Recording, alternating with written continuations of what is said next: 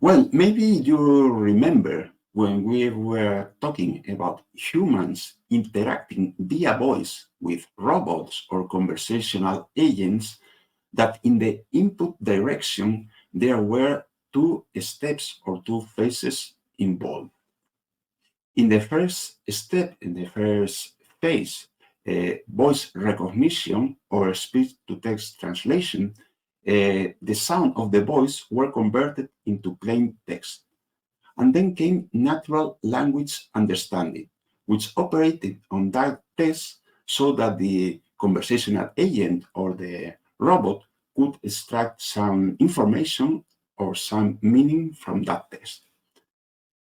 Well, if we now think in the other direction, the output direction, there is kind of a symmetry, and there are also two steps involved. In the first step, natural language generation, plain text is generated, and in the voice generation step, we obtain the sounds, the voice. Well, in this video, we'll speak briefly about natural language generation. I've mentioned conversational agents because, as you might imagine, when a robot is speaking, is talking, really is using also almost the same software as a chatbot or virtual assistant. It has kind of a conversational agent embedded in the robot. Well, anyway, conversational agents, chatbots, virtual assistants, also robots, classical ones, do not really generate text. The way it works is that the developer in development time configure the response, the text that must be generated when the robot receives an intent.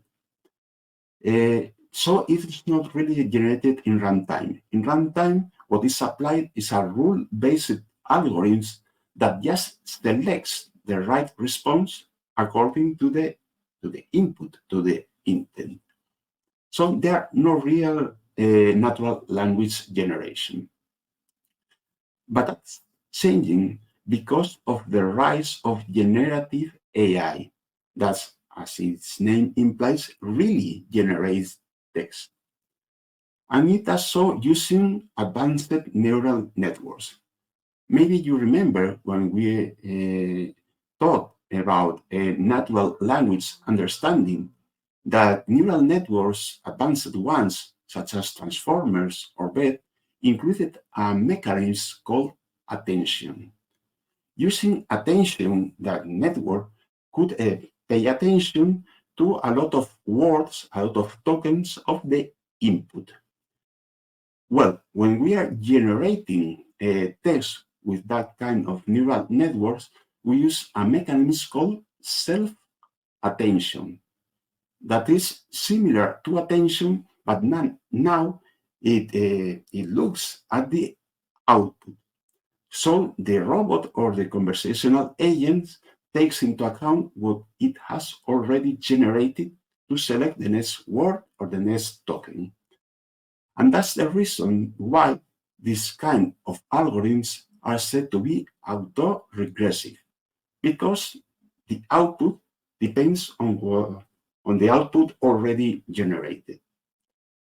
All in all, using the classical mechanism or generative AI, we have a plain text with the response.